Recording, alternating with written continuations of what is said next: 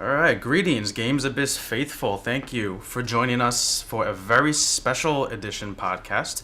As you can see, us, that's number one, is not only can you now hear our beautiful, sexy voices, but you have faces to go with them. Yes, all the sexiness right over here. So, this is our first official production in our new studio setting. As you can see, very fancy schmancy. And I can think of no better way to kick this off than with two very special guests who are joining us today. First, he comes from us from across the pond. Across the pond.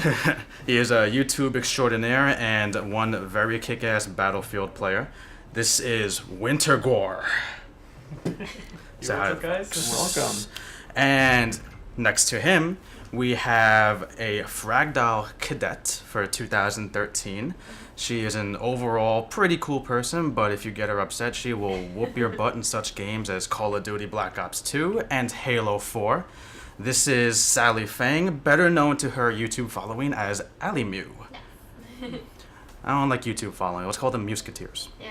Musketeers? Musketeers and Goraholics.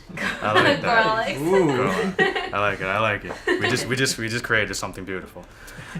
Of course, I am senior editor Matt Randisi, and next to me is Games Abyss editor-in-chief Andy Asimakis. Say hi to the folks. Abyssers. Howdy.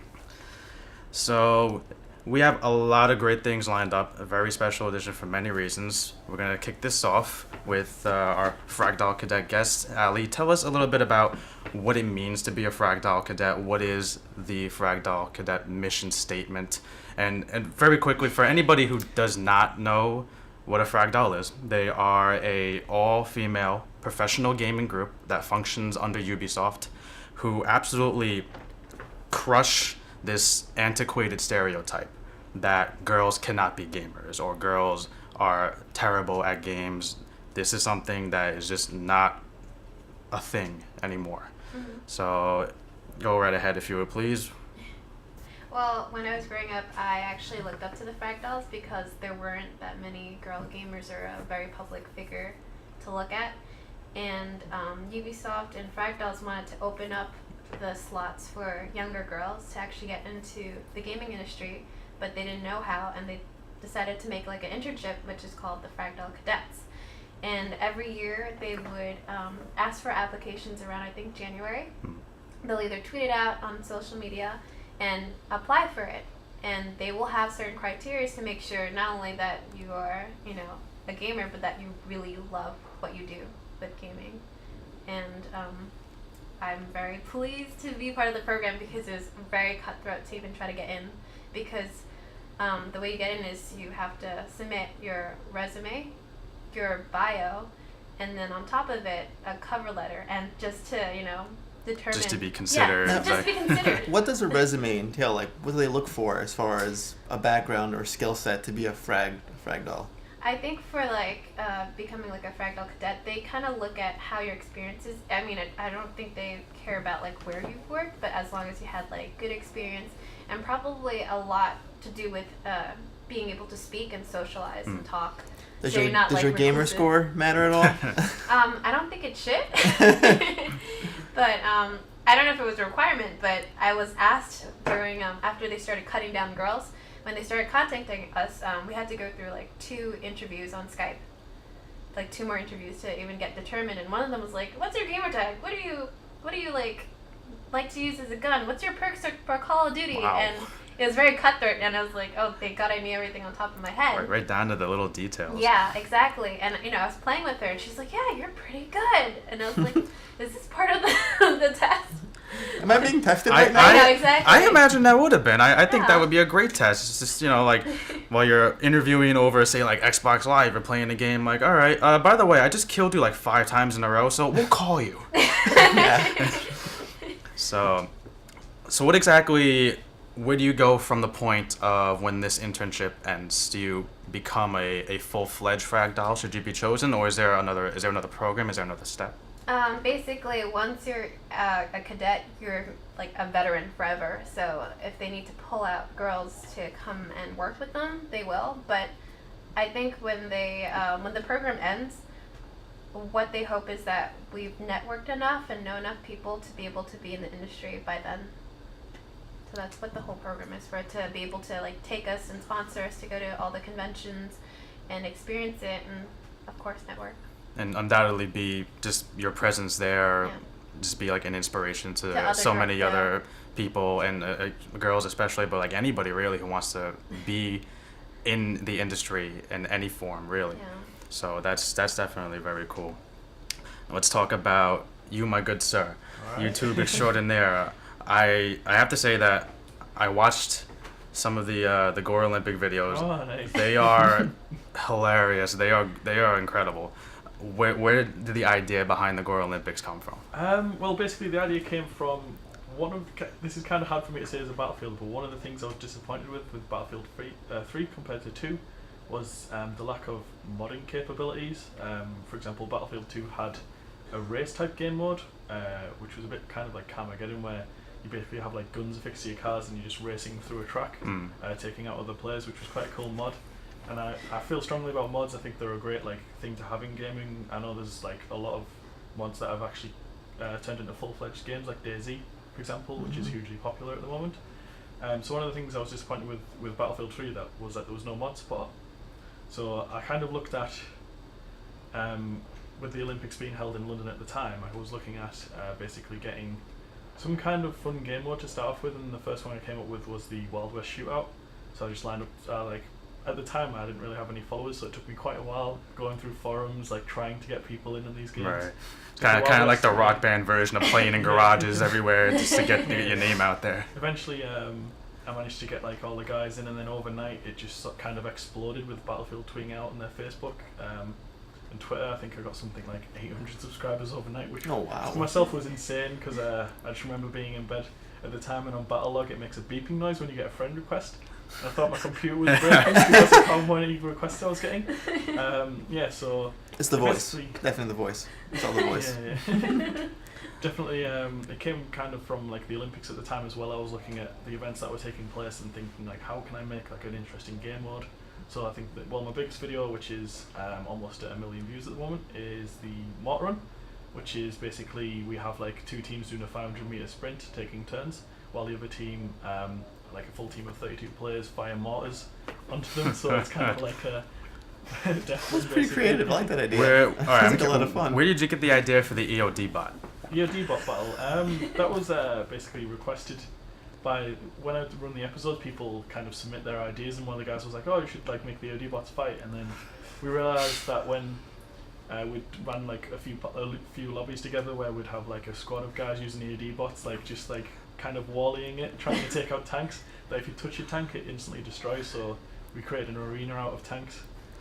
Which I think took about 4 hours to set up with like 64 guys. This is hilarious. Have you seen this? I have not, no. You have to I need watch some more this. It details is on this. it It is sounds absolutely insane. incredible. It is. So what kind of future projects are you looking to take care of? Well, one of the things we're looking at the moment was from the gaming events. I started them in my summer holiday at university. When I started, I kind of cut back on that to finish my studies, which I've actually completed now. And one of the things I kind of identified that was that there seems to be a huge gap for people that want to make parties. I know that on Xbox, one of the features that kind of like diminished a bit was as soon as they introduced the party system, less people talk to each other in game and make friends really that way. So I've started this, a site called Gamer Events, which is so people can make lobbies, like huge. The Gamer Events, the Olympics will be coming back on there as well, and I'm working with a few huge communities like Havoc Gaming, who have like I think like a few hundred members, to get them in on that, and they run like events every week, so it's kind of like pooling all of the communities together on one calendar. So if anybody wants to take part in an event, they can just check that out, and it's an event's on this night, come and try So out. promoting a much more cohesive, friendlier community, which we all know when it comes to first-person shooter games, is not the protocol. Yeah. And Sorely needed in that realm. so that brings up a curious question on my part. What is the competitive scene like over from where you come from, over in England, or even if you can, like Europe as a whole? How different is it from us here in the States?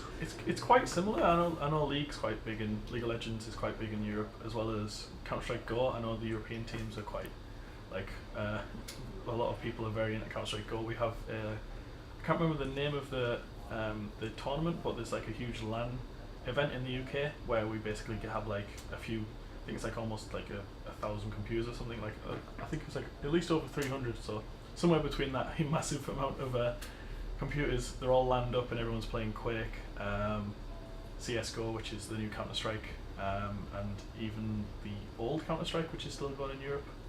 Just so that would be basically that's the two games off the top of my head that I know are quite big in Europe. Is the banter and the relations any less or more volatile than they are here? I know a lot of European countries have English as a requirement in schools now, so it's kind of sometimes you get very very well spoken English, like people non-English speakers as a second language, but you do get people who have kind of like broken English, who only know the insults they've picked up off, like for example like Xbox Live and the PlayStation networks. So it's quite it can be quite a harsh environment. Just be like, what does that even mean? I don't know. I heard it. That's pretty interesting. So, what would you say are some of your favorite titles in a competitive aspect? Your favorite titles to play? I mean, obviously Battlefield. Well, Battlefield doesn't actually. That's one of the things that I basically made a video asking all of the community what they want in Battlefield, and it would be a competitive scene. Because at the moment they didn't have like a spectator camera or a recorder or anything like that, which is required for like an actual competitive scenes. But some of my favourite titles to play in Call of Duty do it very well for their competitive scene. You just go straight into competitive and you put in a match and you're automatically ranked. And League of Legends, which I'm very poor at the moment and I'd like to get a bit better at it, but that is a hugely satisfying game. Well, from what I understand, I think you have a very good tutor right now. She does complain sometimes when I'm trying to play support and I don't ward everywhere. So needless to say, League of Legends would probably be on your list. I really enjoy League of Legends, and especially since League gives, I guess, a lot of players hope, because there's a rank system which, if you hit all the way to Platinum, then to Challenger tier, Diamond, and then Challenger tier, you have a chance of going to be scouted by pros, and pros are up there. And also, like this year, during the competitive scene for being representing NA, the people who ended up in the tier, who ended up in a random team, just people who are the top players who are normal, they got to compete to become an official team and go against the pros and they represent North America. So part of this is they get sponsored, obviously, right? Yeah, you can definitely get picked up really quickly once you hit that top tier. So it's like that idea that anyone can make if you're really that good. Is that really big in the States, like compared to a lot of my friends and a lot of people? That's why they keep playing, because there's that thing. They want to get to that part of the ring. that to brass that ring. tier, that Little pot of challenger gold. tier. Yeah, and then you're able to go against the pros. You know, and if you keep beating the pros, they'll notice and they'll try to recruit you too. So that's like one thing that's like an eye opener for me. But so it's definitely a goal for you right now, is to beat the pros and be like, that's right, bitches. I want to. It's a dream. But of course, An attainable one. It's good to have dreams. It's good to have dreams. You gotta tell Joe about that. Yeah, he's a huge Legends fan. Yeah. Yeah, no, like a lot of pro fighting game community people. Hey, fighting game. They all change over to League, and you know, a lot of my Halo friends who are pro players, because Halo scene's kind of dying, they're switching over to League as well. But I stand firm. I will not. I mean, like I do enjoy. Like I haven't played League, like in any kind of like official, like atmosphere at all. It is something that I'd be interested in doing. However, I don't see myself being nearly as successful in like a more pressured atmosphere or a competitive atmosphere. You know, like the fighting game thing is definitely my thing. But I mean, I would play League. I would. I would get stomped on. It's not too shabby. But it's a little complicated. Complicated. I think it's funny because after you learn League, a lot of like stuff that I've never played, like MMOs, they all start looking appealing to me because it kind of all works the same, you know. And it's like I'm like, oh wow, I want to play these games too, and it opens up the world. But of course, I love playing Call of Duty and Halo. So. Awesome. How I wish we could segue from that point about MMOs, but unfortunately we have some other stuff before we get there. But so, what would you say? What do you guys like doing when you're not gaming? What does Alymew do in her spare time? What does Wintergore do in his spare time when they're not whooping ass? To be honest, I'm like watching anime. Yes. Okay, which anime do you like to watch? Well, actually, we both just finished watching Sword Art Online. Finally. Cool. You'll be getting into Attack on Titan Titans. next? Everybody keeps telling me to watch. I it. have heard so many good Good things things, about I it. know. It's got to be the one that I check out next. And this is, I want to point that out here. Yeah. My little Seiko Tsujima iPhone case. What about you, sir? Well, for me, gaming takes up a huge part of my life, as well as obviously balancing YouTube, and now I'm starting the website. So I actually don't have a ton of spare time, and whenever I do, I kind of like sit, watch movies, watch like a few TV shows. You got me into one in the UK which I've never heard of called The Valley, which is looking at what is it? The Valleys, which is funny because I like watching it British shows. So I found The Valleys. They're like kind of like Geordie Shore. I don't know if you've heard of Geordie Shore. I have. The Jersey, the Jersey Shore ripoff for the UK. And anyway, The Valleys is they take people from like northeast of Wales, isn't it? Wales or something, and they all have like I guess a little bit thick of an accent, but they're from that valleys. They're from the sheeps and the farms, and they take them to the city to try to like, I guess, reach their dreams. Because some of them want to DJ, some of them want to model, and it's interesting seeing them like in the city culture because they're just wild and nuts, and they'll do whatever and party. And they just say And you had no crazy idea the things. show existed. No.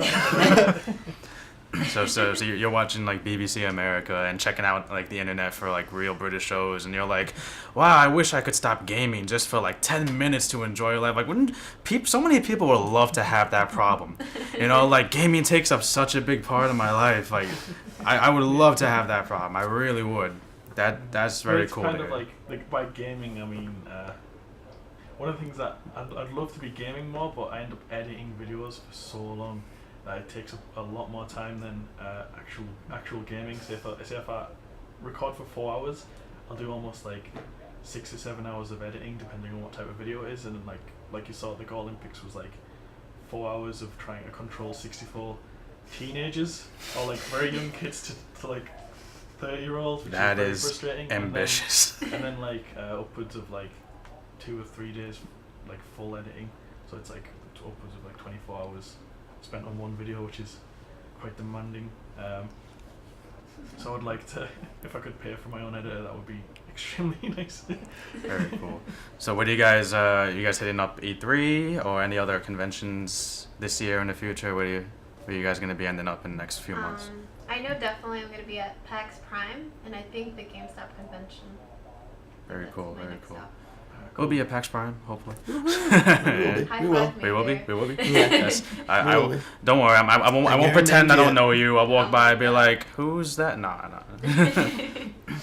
And For myself, I'll be heading to Gamescom in Cologne, Germany, with Mashdata, who's another Battlefielder. I'm meeting him there for the first time. He's like local to the country, so should be quite interesting.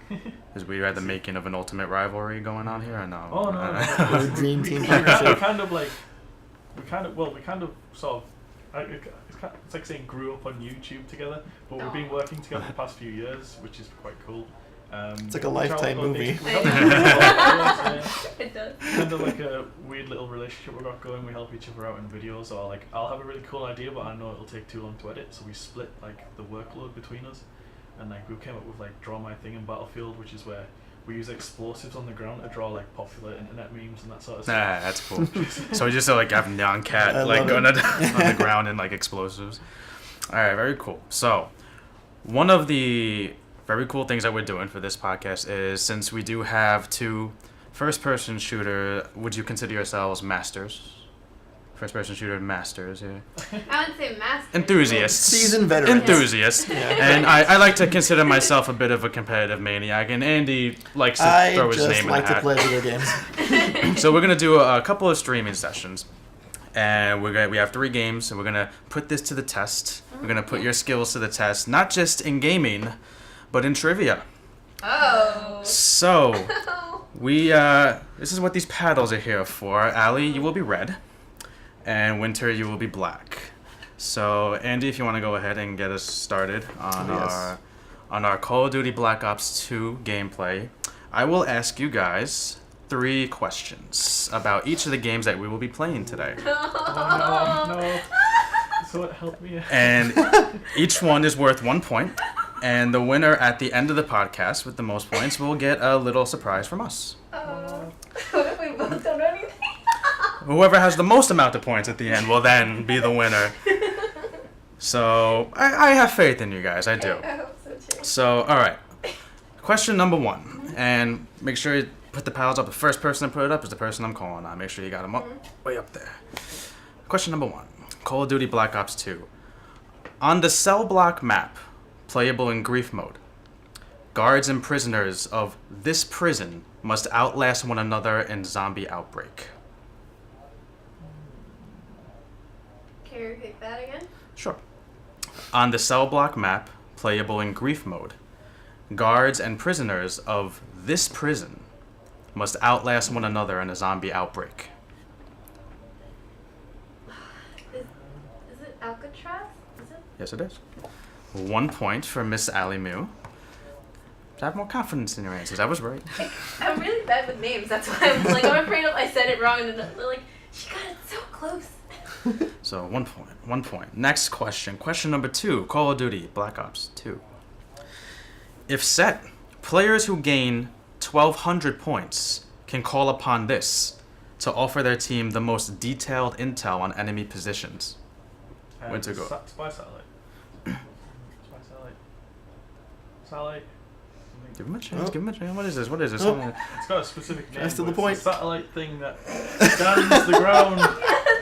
No, you know the name of it as well. But what's it called? Like a UAV. No, it's not a UAV because it's a satellite. 35. I don't know it. 4, 3, I know what it is, but I 2, don't know. 1. Go on then. Orbital VSAT. Yes. Can we give him half a point? I mean, come on. We He can. nearly had it. We could do half a point. We could. He was right All there. right. So we got 2 to 0.5. 2. I don't know how to do 0.5 with one hand. 2 to 0.5. Final question. Question number 3. Call of Duty Black Ops 2. If you trigger this piece of proximity lethal equipment, you have just a second to crouch or go prone to avoid the effective area of Wow. its deadly blast. Bouncing Allie. Betty. Yes. You put your hand up even though Holy crap. you didn't know which explosive it would be. I already had a feeling it had to Bouncing be Betty or this. Claymore. So it was like, I'll wait to hear which one it is.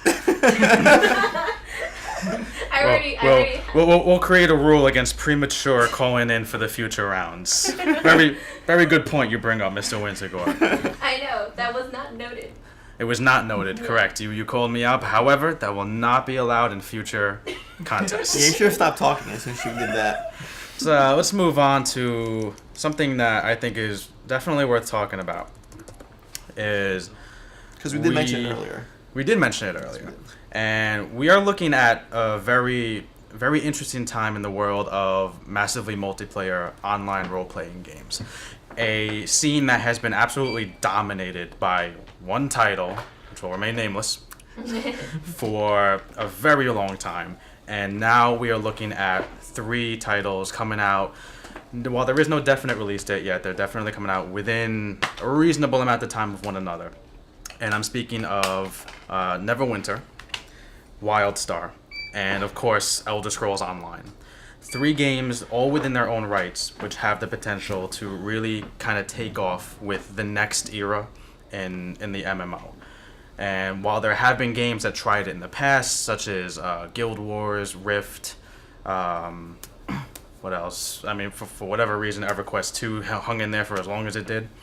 But none of them have really been able to dethrone the subscribership of World of Warcraft. Now, my question to ladies and gentlemen, you are, can one of these titles do that? Are we looking at the next supreme MMO game? I think Elder Scrolls has a decent shot of dethroning World of Yeah. Warcraft. I mean, it's got a huge following, first of all.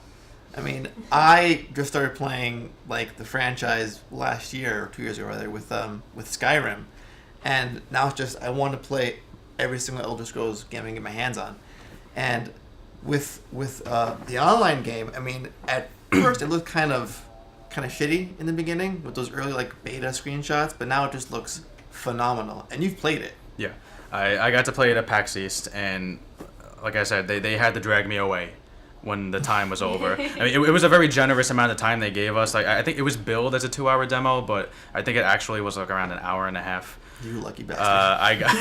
I got about an hour and like maybe 38 minutes in on it though, but it looks absolutely beautiful. It really is. One of the most notable things I have to say is the user interface. It makes so much sense. I don't know how else to say it. Compare this to, let's say, a World of Warcraft or a Rift. Like, how does it make more sense than those games do it? It's so much more simplified. It absolutely centers the game world. There's like so little around to clutter. There's absolutely no clutter. And whether this is the final UI or not, I mean, we don't know this, but it worked so well. And everything can be controlled at, with your usual your WASD keys with your mouse. I mean, left click is attack, right click is block, and there was almost nothing that you really missed on the screen. Like everything was already at your fingertips. It just seemed like so easy to play, which is super important because not only are you catering to Elder Scrolls fans, and you're catering to MMO fans, but newcomers to both of these genres. If the gameplay like welcomes you, if it's very like newbie friendly, that's going to be huge to bring in a crowd for Elder Scrolls Online. So Ali, as a League of Legends player wanting to play more MMO games, how does this game appeal to you, Elder Scrolls Online? I actually like playing Skyrim. I don't mention Who doesn't? it, but Who doesn't? I mean, it's such a fun game. on top of it, I threw out the idea with my friends before, like, wouldn't this be cool if we could play Skyrim together, co-op? And they started announcing about it. We're like, oh my god, you can play together. My dream's coming true. Like they took my Exactly. idea. I mean, I'm pretty sure it was in I think the that was making. all of our ideas. Yeah. I mean, Upon first booting up that game, it's like, this should be multiplayer. Like from hands down. from the moment I played Morrowind, I wanted this game because it makes sense. Like this game it's tailor made for an online game. I mean, it's a very easy transition, which is why from the very beginning, no matter how many people were like, oh, that game's gonna suck, and they're gonna make an MMO out of it that's gonna suck. I don't see how that's possible. Yeah. Personally, because this is what this game is essentially. Morrowind, Oblivion, and Skyrim are all single-player MMOs. Like, it's already there in that. I don't see how it could be bad. I mean, I've been proven wrong in the past. I think I'm on record as saying that Rage was going to be awesome. God, you were so wrong. We're not going to talk about that today, but I really don't think I'm wrong about this one. What about you, Wintergore? Elder Scrolls Online, how does that appeal to you? I've actually made multiple characters on the Elder Scrolls and Skyrim. One of the things that I've done is I haven't actually finished the main storyline because of how much roaming I did around the Yeah, map. that's nobody's going to fault you for that. I know with the Elder Scrolls Online, we watched a few of the videos yesterday, like of the developers playing it through, and they say the way that the story missions are done aren't like, for example, how World of Warcraft have you go do this mission, then you have to do this mission, which a lot of MMOs have. You have to do them in a specific order to just complete the whole story or campaign as it is. And the Elder Scrolls have it so that you can basically move from point to point, and if you like say walking through an area and you see this really cool mountain range off to the side or something like that, you think, oh, we're going to go and check that area out, you'll find quests in that area. So it's kind of the same as Skyrim, is basically where you can go to certain areas. You'll have to find a quest basically by finding an NPC Right. to take a quest from. That's a huge part of the charm of pretty much all the Elder Scrolls game is just any given journey from a point A to a point B is going to give you a whole new set of point A's and point B's to go to later on, or even if you want to just do it right then and there. Because it feels like a living world unto itself. It is. Yeah. It's like there's a society, there's an economy, the entire world of Tamriel is huge already. Like if you take just the map of Skyrim, like if you just envision how long it would take you to walk from the easternmost point of Skyrim to the westernmost point, and then pile on like 6 or 7 more provinces just like it. It's mind blowing. It's incredible. And they have, And it's online. we can all play together. I'm like, I know that person, and It's D-Zone. Yeah. I will never get him to play this game on my life dependent on it. But I mean, I think Elder Scrolls Online definitely has the best chance to take over this scene. I mean, it has the legacy. It easily has the legacy. It has the followers. It has all of the tools from what I've seen, based on what I played. And if we are even more than a year out from seeing the finalized product of this game, what I was able to see at PAX East by itself just blew my mind. So I'm definitely looking forward to this. I mean, I'm wearing the Ebonheart PAX shirt. Dark Elves all the way. So I have very high hopes for this game, but we can't just ignore the two other titles. And I want to bring up WildStar first, which is a game that you looked up prior to my and Joe's visit to PAX East, and you were like, you guys need to check this game out. And I was like, all right, it's cute, I'll check it out. You were like, oh, it's an MMO. I'm like, all right, I have my MMO down. I wanted the SO. But then I watched WildStar, I played it, and it's so adorable. It's like a Ratchet and Clank meets a World of Warcraft, in a way, with a really good housing to back it up. The whole homestead thing, like just building your own house is this gigantic architectural like adventure, and it looks so interesting. But aside from that, what makes it look so great is it carries over this animation style that World of Warcraft has kind of made popular, and it usually falls into two categories when you talk about MMOs. Like, you have this more realistic world in muted colors that Elder Scrolls Online delves into. I used to play EverQuest a lot. EverQuest followed this formula. And then you have the more vibrant, colored, like animated style, which WoW has, and now which WildStar has in spades. And I think it is one of the most beautiful showings of that kind of art style. And have you seen anything about WildStar? I saw some footage. So is anything... Thoughts, opinions? I saw the animation trailer that got released that looked really cool, but when I was watching the way the character moved and as you like explore, like each faction and each whatever you become, like either a stalker or there's like a mage. There's the spell slinger, I believe it is a wizard with guns. Oh my god, it's like a gun mage. But yeah, there's so many different paths you can take, and depending which path you take, you go through a different storyline, or from what I saw, the playthrough they were going through. So I thought that was really interesting, and just the combat system looked really cool, and especially like just fighting against enemies. You have so much to do as the different parts that you are, like, you know, being a stalker and being part of this faction, determining what you are. I don't know, I just feel like your character is very like developed. And one of the amazing things about the combat to note is it's the closest to an action style combat gameplay that I have personally seen in this kind of game. I mean, it almost feels like I'm playing like a Kingdoms of Amalur. Oh, I miss that game sometimes. I do miss it, and it had this incredible just like action-based style, which really kind of took you out of the idea that this is a role-playing game. Mm-hmm. Like, when you level up and you get to allocate your points, I mean, you get it back, like, oh, I'm playing an RPG. Mm-hmm. But with WildStar, you get even more of that real action-based style.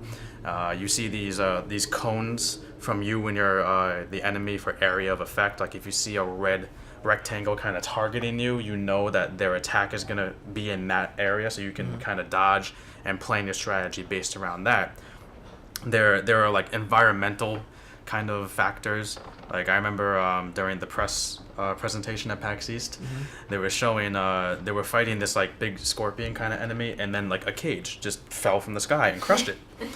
And a cage holding another tougher enemy. That's how it goes down, right? Yeah, that's how it happens. So I'm like, oh, you just crush him. That's cool. And then this giant thing walks out, and I'm like, oh, hi. And who takes like about 1 trillion more hits to kill than the other thing did. I would have been fine with the first enemy.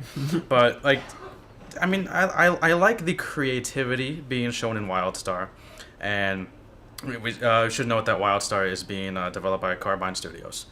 And they have had their hands in past games, EverQuest 2 actually included, and they're not new to this scene.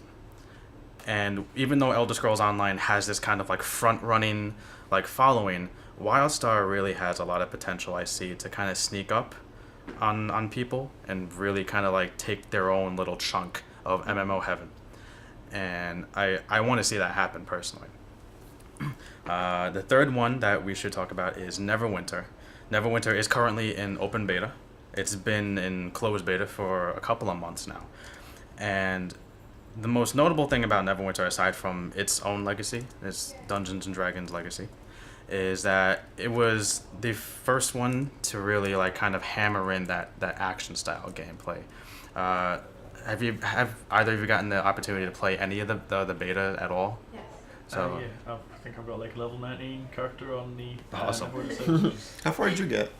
level wise, Yeah, there's I'm like early 20s, Oh wow. I think. Oh wow. And well, I mean, I've been on it for a couple of months, but like aside from that, like I got to play the demos at PAX East where they integrated very nicely. I know you said you were able to play it there, right? About how they had the prize at the end of the demo. It's more like I looked because my booth that I was working at was literally overlooking them. So just every now and then just be like, oh, I'm like, that guy "They're won really a loud potion over bottle. there." So what class did you guys use? What did you use? Wintergore. I had the cleric to Mhm. begin with, and then I've tried out the spellmaster. I think it is the mage class. I can't remember his name off the top of my Yeah, I head. don't remember the exact name of the it cleric either. was- Sorry. The cleric was quite cool because it was like when I first went in, I was expecting it to be like, oh god, it's like a healer. Everyone's gonna rely on me. I'm gonna be the guy stood at the back healing everyone. But it's kind of more like a battle mage role in that your attacks are actually both effective at like doing knockdowns and healing. He has like a few attacks which are like an AoE, which basically when you unlock at later levels, you unlock the ability to kind of boost your attacks, where he like holds up his like little, I don't know what it's called. It's like basically like a little staff thing that shows that he's about to use his like stronger attacks. And when you do your AoE, which blasts everything away, everything just ragdolls and kind of scatters out, and you also heal everybody in the area, which is quite cool. It's not just like some other games where they have like basically healers that are just going to stand at the back and Right, and I feel the same way you do because like I never play healer. I'm not that kind of team player. I'm not. But if they were to actually give a primarily healing class an ability to kick some ass too, I mean I think that's important. You're gonna pull in a whole new like audience of like, hey, I want to play this class now, because then you don't want everybody playing the same exact class. Like I play Trickster Rogue. And I mean, that's kind of who I am. I like the whole rogue, damage per second class. But if I want to like switch off later down, or if I want to create an alt character, I want to know that I have options there. So, and which one did you play? All I know is I picked a high elf, and her attacks are like magic based, but not a healer. that was like the mage then. Yeah. There is definitely a shift in MMO supremacy on the horizon. Whether it's one of these three titles, it's yet to be seen. But it's time I'm for just World of glad Warcraft for the to actual end. like competition within Yes. that genre. Like it can't just all be about World of Warcraft anymore. Yeah. The time's come for a new king of the MMO, and it may be one of these three guys. I think so, because I feel like World of Warcraft is getting outdated. Very, very Like the stale. Halo FPS scene, Yeah. No, but the Halo multiplayer scene. I've heard like, isn't WoW gonna be free to play soon? I haven't heard anything about that actually, but I've been hearing stuff that it might be just free to play, and they'll somehow make money off of it because there aren't enough people playing anymore. Everybody's playing different games. at this point though, I'm not even sure if that can save them. I think people just want something new. And I think that the demand for that is much more powerful than free to play at this point. So, and moving on, we would like to commemorate a certain development team, a certain studio right now, and for many reasons. We are doing a Ubisoft spotlight. And we're doing this for two reasons. One, because the titles that are coming out this year by Ubisoft, we know much more about them than a lot of titles that we're probably going to be seeing at E3. And secondly, one of the things that makes you a badass company is when your primary development teams are subsidiaries of yourself. You have Ubisoft Montreal, you have Ubisoft Toronto, and they're responsible for the games that we're going to be discussing today. First and foremost, Assassin's Creed Black Flag, which has come under fire, the Assassin's Creed series as a whole, has come under fire in the past before for sacrificing what could be a more polished project for having an annual release. I personally feel like there has never been a bad Assassin's Creed game. There has never been a bad one. Has there been? Yes, there has. Which one There are we has. talking? Which one are we? Revelation's not all that great. But Yeah, it wasn't all that I good. I think for me, Assassin's Creed 3 ending kind of just was like, what? It just left me like, what's gonna happen? Like, how is there gonna be Assassin's Creed 4? But like gameplay wise, though, did 3 disappoint you? Gameplay wise, no, just the ending was just like. It was just perplexing. Yeah, and I got that from my friends. I was like, what are you guys talking about? And then I reached it, I was like, what? I mean, I've always thought that, like, 2 is my personal favorite. I actually think Assassin's Creed 2 is the best of the series. And also the only one that could have been, like, a potential Game of the Year winner. I don't see that designation in any of the other titles, but it doesn't necessarily mean that they've been bad games. So, going to Black Flag, what needs to happen in Assassin's Creed Black Flag to, like, really kind of set it apart, do you feel? Well, I think they're trying to set it apart already by giving this assassin being a pirate instead of having his normal background like they tried with 3, where he has like a background where he can play as Connor, somebody who's like half Native American, I think British. But I think this opens up a new more world because he's like a pirate and he gets to, you know, be on a ship and then also explore different parts. I think they're going to be exploring Kingston, Havana, and Nassau. Right. Sure. But I think that will give a lot of gamers a lot more, like just a different view of different. And who doesn't want to captain their own ship? I mean, I think it's true. like really. I mean, who doesn't want to be Captain Jack Sparrow, only more badass, which Edward Kenway really looks like he is. Yeah. And I'm excited for the character. You know, I mean, Ezio, we've seen enough of him. Yeah. More than enough of him. Altair, who actually personally is still my favorite one. I'm gonna go on record and say that Altair was badass. And then we had Connor, and now we have Edward Kenway, who I think is gonna take the Assassin's Creed series someplace new. Yeah. And whether that's underwater, into Davy Jones' locker, into the Havana port, wherever that is, it's looking good. And I honestly think that Black Flag will take us back to the point where Assassin's Creed 2 took us, at least in my opinion, and say that this game is bigger than what everything else was. And I'm looking forward to it. Let's go ahead and talk about Splinter Cell Blacklist. Splinter Cell Blacklist. Andy, you're looking forward to this game, I aren't love you? Blacklist, yeah. I mean, I was a huge fan of Conviction when it came out a few years back. It was one of my favorite games of all time, I think, because it was actually the whole mark and execute system was actually really fun to play, and Sam Fisher's the ultimate badass. I mean, come on. True enough. I mean, Solid Snake maybe. That is still up a there a little very bit, bold statement. But though, Sam all Fisher time. gets a lot of bonus points. He's he's a sexy gray fox. Come on. Okay. So with Blacklist, I mean, the gameplay has always been downright with these guys, but the big thing with this one is the new voice actor, I think, is throwing a lot of fans off for Blacklist. So now they have Michael Ironside has been taken out of the reins, replaced with some guy called Eric Johnson, which was just some guy. Apparently the motion capture wasn't up to par for Mr. Ironside, so they brought in this new guy to handle all the new motions and stuff. And there's a site that's actually called demandironside.com, which is like a petition to bring back the original voice actor for Sam Fisher. Not going to work probably, but No, well, if things like that worked. like it goes back to this whole David Hare not being Solid Snake anymore. Removing Ironside as Sam Fisher's voice, for me, it takes a little bit away from the game. It feels a little bit less special. I can see why the fans are upset about it. I mean, the game looks fantastic from a gameplay side, but just my heart feels a little bit broken that he's not going to be. Do you feel like you won't be able to connect as well? Yeah, because the voice. I mean, he's the heart and soul of the character. It's like Duke Nukem. That's there are better references, but no. I mean, come on, that's an iconic voice. Indeed. Or Nathan Drake's voice, Nolan North. So, that's a huge. He's like the character. Do you guys feel the same about this as far as the voice acting conundrum goes?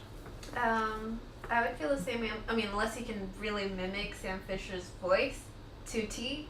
Does he want to though, or do a whole new spin on it? But if he does a new spin on it, then I wouldn't like it because I would be upset if someone replaced like my favorite character's voices. Like, I don't know, Mass Effect Liara. If someone replaced her voice, I would notice it and it would bother the hell out of me.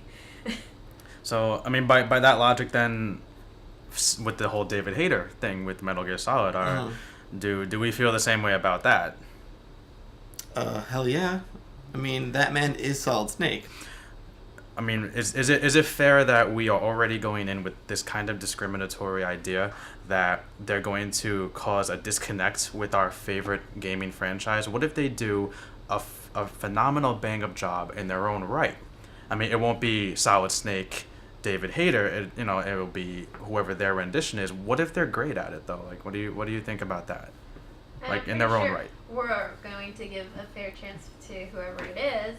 But there's always that thing where it's like, you've been part of the series, you want everyone on the same team. And the bar is up here already. The bar has been set by these people. Yeah. It's some pretty big shoes to fill, I think. That's like Spider-Man. Yeah. That is a better reference than Duke There you Nukem. So thank you for that. So, alright, so gameplay-wise, though, it's all looking pretty good. I mean, it's Splinter Cell. It's espionage action at its finest. I mean, he's a little bit more gritty this time, more violent, which is surprising for, you want to stay quiet in the shadows. He likes slitting throats, getting all up in people's space. It's really, really, like, intense, like, stealth action, but it's Splinter Cell all the way, and I cannot wait for it. And I know this is a Frag Doll specialty, but the Spies vs. Mercs. I think that it's a new thing that they're bringing back from one of the old Splinter Cells, right?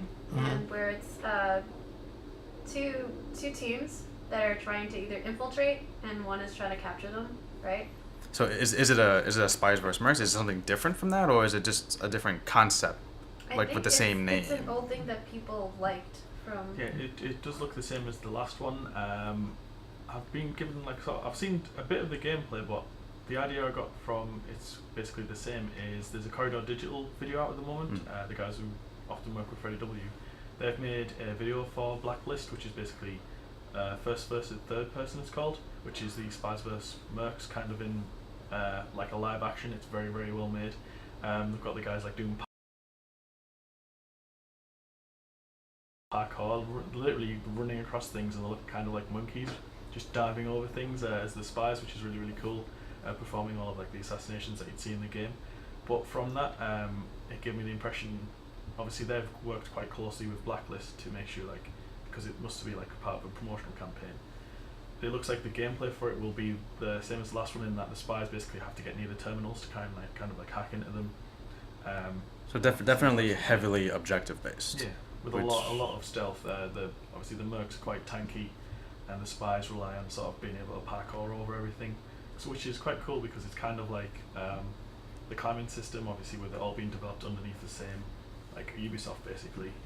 They took all the best parts from other games like Hitman and obviously Assassin's Creed. It has like the climbing system for that, so everything looks really cool.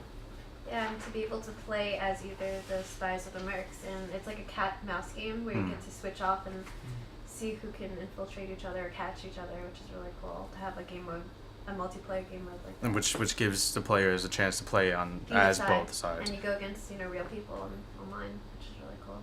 Spies all the way. That's all I'm saying about that. And we should talk about the new IP in the group, Watch Dogs.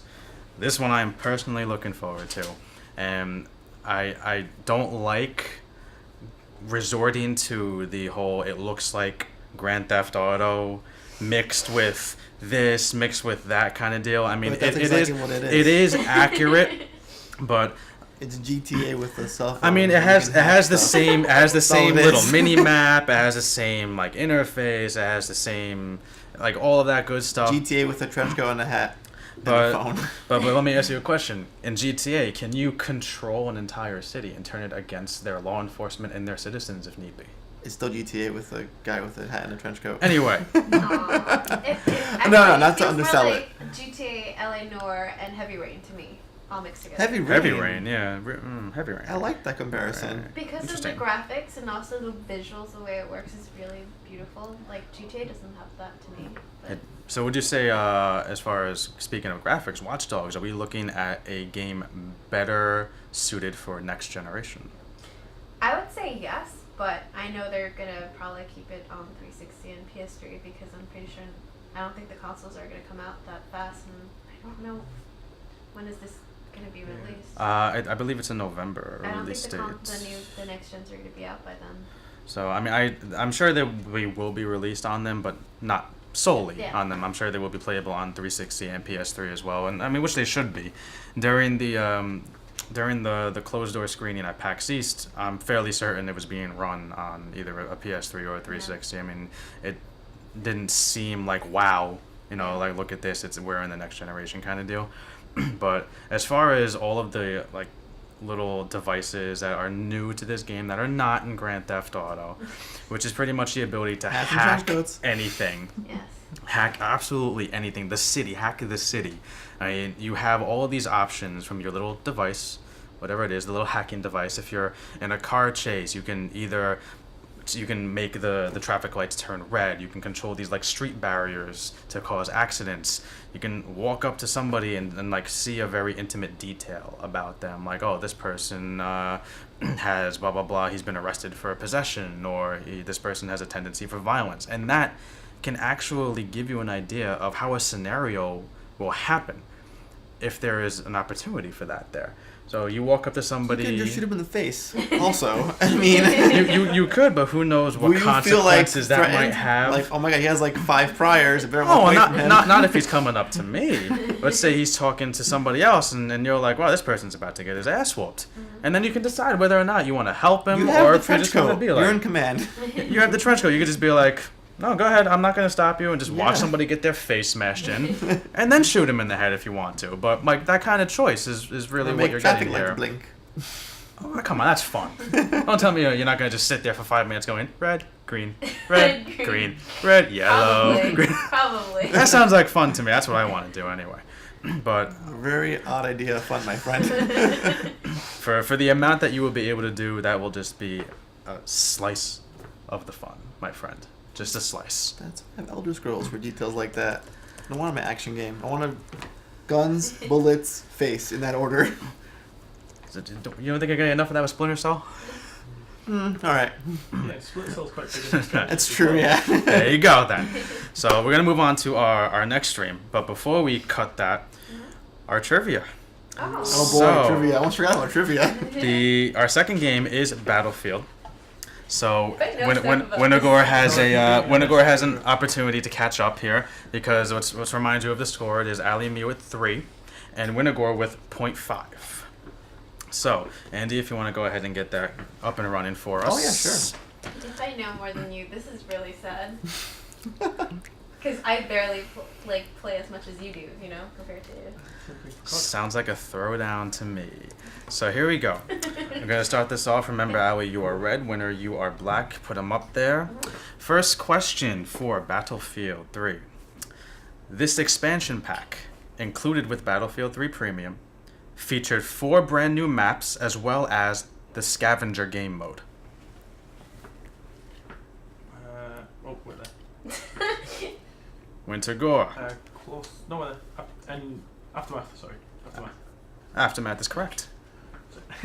I'll just name them all. He's catching up. It was like Endgame. endgame. Close. So now we are at 3 to 1.5. Next question. Question number 2, Battlefield 3. While this lightly armored vehicle possesses no offensive artillery, you can still run your enemies down, resulting in a roadkill. Doing so actually grants an achievement or a trophy. I don't know what Lightly armored vehicle, well, there's quad bikes, dirt bikes, or the actual, the truck thing. There's 2, there's the Russian one, there's the US one. What is it? I don't know any of the names. Lightly armored vehicle, right, so if it's a lightly armored vehicle. No offensive artillery, but you can run Jeep someone thing. down. It's like weird Jeep thing. I don't know what it's called. Jeeps. Trench coat. Alright, so we're at 5, 4, Yeah, I really don't know what it's called. 2, 1. The answer we're looking for is the skid loader. Oh. Grants, that caught me off guard. grants the Like a Boss trophy or achievement if you perform a roadkill with it. Oh. Stumped. This is up your alley. Stumped. I was thinking it'd be one of the, either sides vehicles. I didn't realize it'd be. So the score remains 3 to 1.5. Last and final question for Battlefield 3. Battlefield 3 was developed by DICE using this gameplay engine. Frostbite. Frostbite 3. That is wrong. What? Gameplay engine. Is it? Want to give it a shot? Is it Frostbite? Is it Crytek? No, it's not. Pretty sure it's Frostbite. Frostbite 2? Frostbite. It's Frostbite 2. Oh, 2. Yeah, sorry. We'll give it to you. Totally confused with Yeah, he gets it. Sweden, yeah. No, I'm just messing with you. We'll give it to you though. I was thinking, Frostbite 2 the is the I correct like answer. Did you say Crytek? Yeah, it sounds like if Frostbite is wrong, then what would it be? Unreal.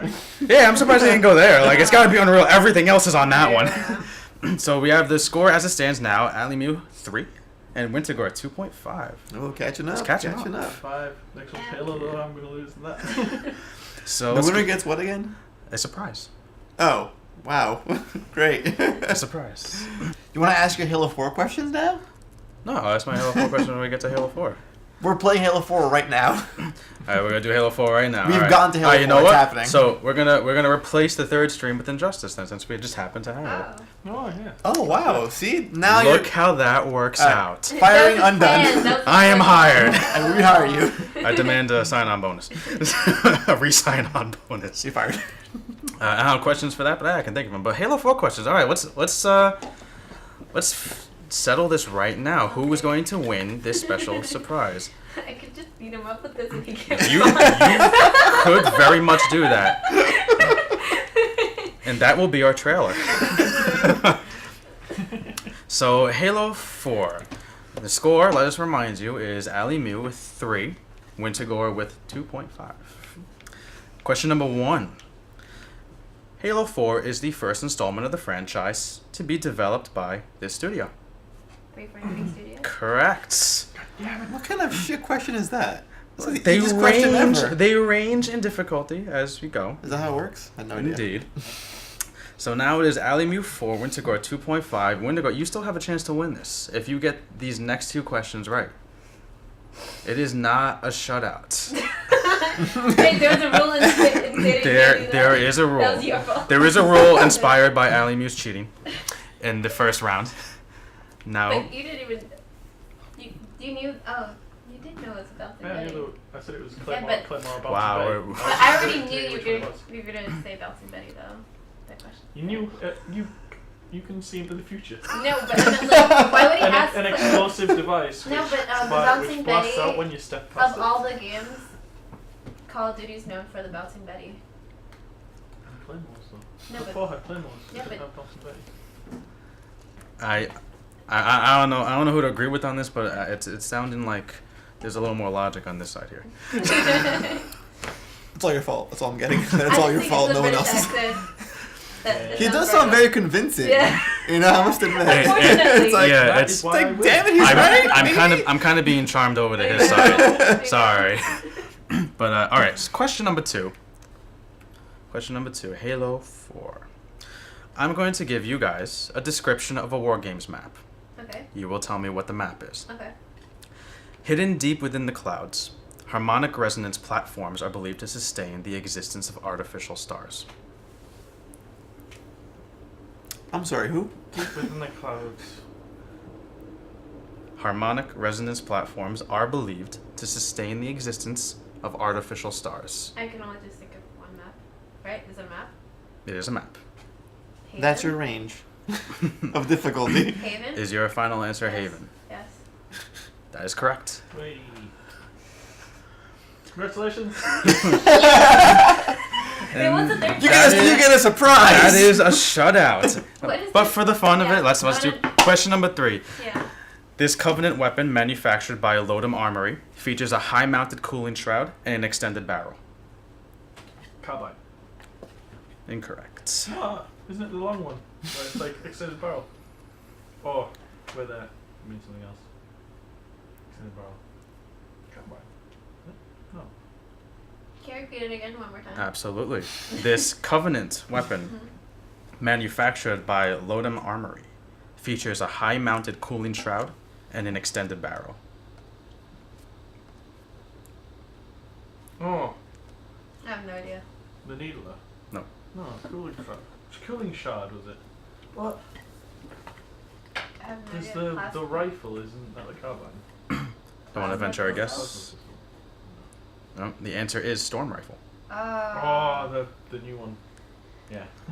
Had to make it Halo 4 specific. Yeah. So, Congratulations. Pulling myself out. You get a of the surprise. Yay. Hopefully it's a good one. I have no idea what it is. so What could it be? congratulations, you are the winner of a League of Legends $10 Riot Point Yay, cards. thank you. Congratulations to you, Miss Alymew. However, here at Games Abyss, there are no losers. So, Except for Wintergore, you. for your participation, you as well. Get a So- card. What kind of shit is that? That's the absolute worst. After all of that, you each get it.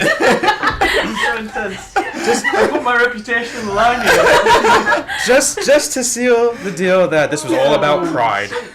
He could have sat there the whole time in silence and still won.